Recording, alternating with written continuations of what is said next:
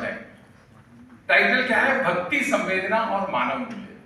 अब इसमें 3 शब्द है, एक भक्ति है, एक संवेदना है और एक मानव मूल्य है।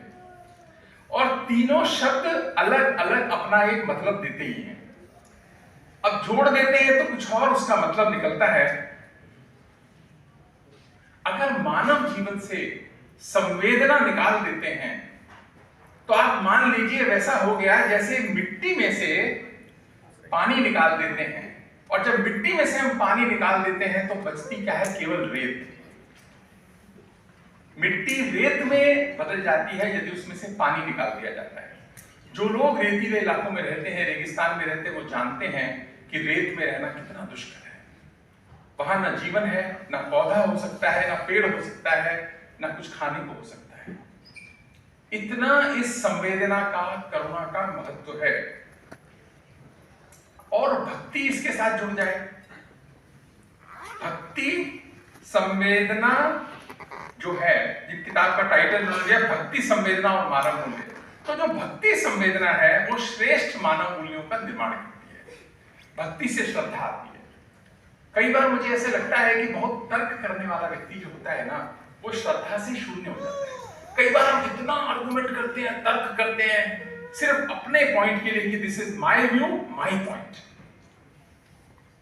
और उसमें तत्व और सार निकल जाता है, क्योंकि हमारी एरोगेंस आ जाती है उसके बीच में, हमारा अपने को सही साबित करने का भाव उसके बीच में आ जाता है। इसी कारण से बहुत तर्क करने वाला व्यक्ति कई बार श्रद्धा से शून्य हो जाता है। लेकिन जो भक्ति संवेदना की बात है वो श्रेष्ठ मानव मूल्यों का निर्माण करती है। तो इस टाइटल के लिए कि भक्ति, संवेदना और मानव मूल्य, उसके लिए और इस उत्कृष्ट रचना के लिए मैं दोबारा से प्रोफेसर अनिल राय को बधाई दूंगा।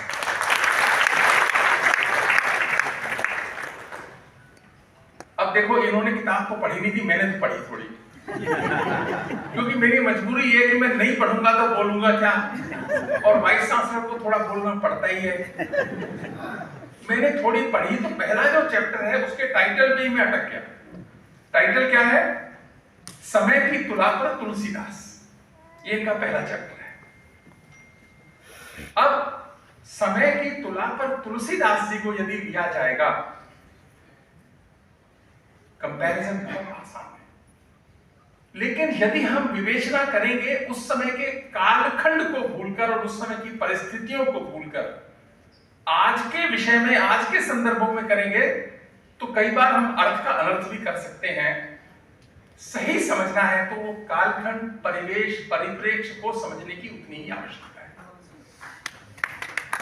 तो तुलसीदास जी का कालखंड क्या है? जब उनको समय की तुला पर आप तोलना चाहते हैं तो वो कालखंड क्या है? आप कहते हैं कि मध्यकालीन रचनाकार। मध्यकालीन रचनाकार का मतलब क्या है? मध्यकालीन रचनाकार का मतलब है 1400 से लेकर 1850 तक। ऐसा मानते हैं कि 1400 से 1850 को मध्यकाल बोलते हैं। आप मध्यकाल बोलते हैं, लेकिन जब मैं देखता हूं, अरे वो तो भारत के पराभव का काल था, भारत की पराजय का काल था, भारत की गुलामी का काल था, 1400 से 1850। भारत की परेशानी का काल था, मुगल वंश के वैभव का काल था, और बहुत सारे, यानी हमारे लिए उसमें बहुत अच्छा कैसा काल था? सभी विषम विपरीत परिस्थितियों का काल था भारत के लिए और भारत के मन के लिए और भारत के लोगों के लिए।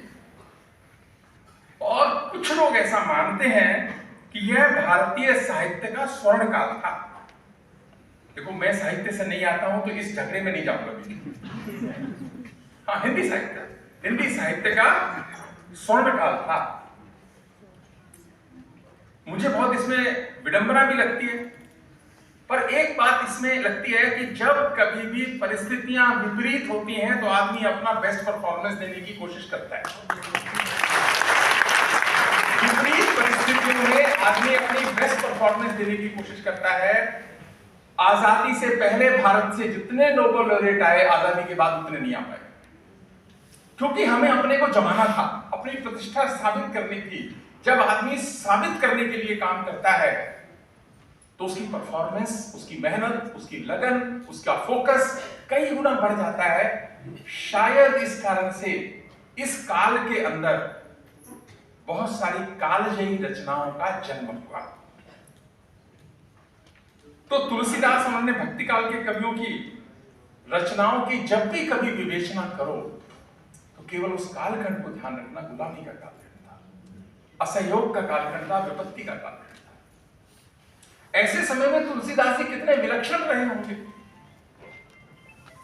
पूरा माहौल खिलाफ था और उन्होंने फिर भी रामचरितमानस की रचना की। उस रामचरितमानस की रचना की जिसको आज भारत के घर घर में पाया जाता है। एक और बात है, देखो हर घर में भारत में मंदिर होते हैं और मंदिर में वो रखते हैं, पढ़ते कितने हैं ये अलग बात है, पर रखते सब हैं, हाथ जोड़ लेते हैं, पूजा कर लेते हैं कि हमारा काम हुआ। लेकिन वो घर घर में रामचरितमानस है। ये तुलसीदास जी का एक बहुत बड़ा कंट्रीब्यूशन है कि राम ने तुलसीदास को तुलसीदास बनाया, तो तुलसीदास जी ने भी राम के लिए और राम के आदर्श को भारत के समाज में स्थापित करने के लिए बहुत योगदान किया। आज भी भारत की आत्मा है रामचरितमानस। लेकिन एक बात देखी कभी आपने,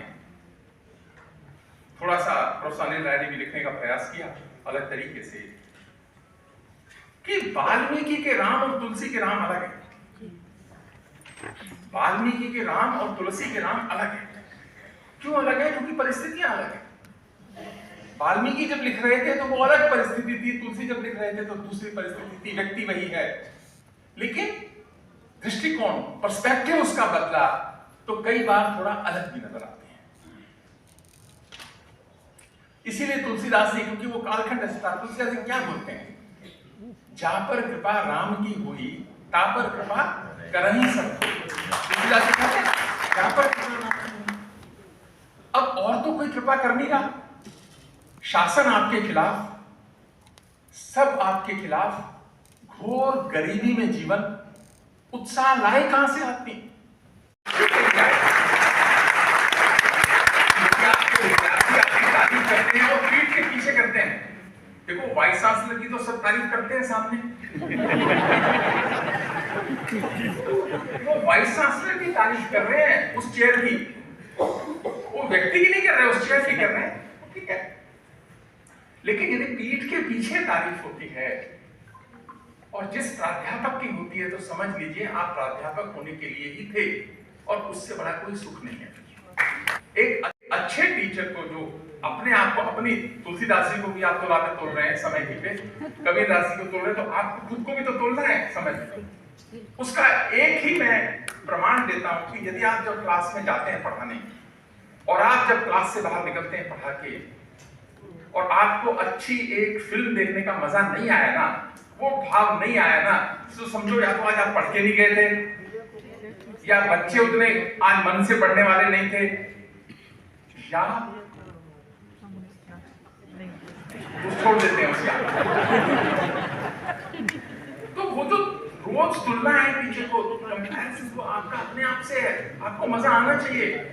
नहीं आता तो आप और मेहनत कीजिए, आपको मजा आएगा। और वो जो मजा आएगा ना, जो आनंद आएगा आपको, वही सुख है, वही टीचर बनने का सुख है कि आप वो रोज ले सकते हैं।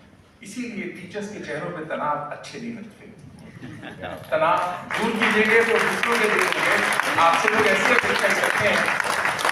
और प्रोफेसर अनिल राय, देखिए इतना सारा हॉल भर दिया, सब लोग खुश हैं, तो ये तो अपने जीवन में अच्छे प्रोफेसर रहे ही होंगे, मैं ऐसा मानता हूँ।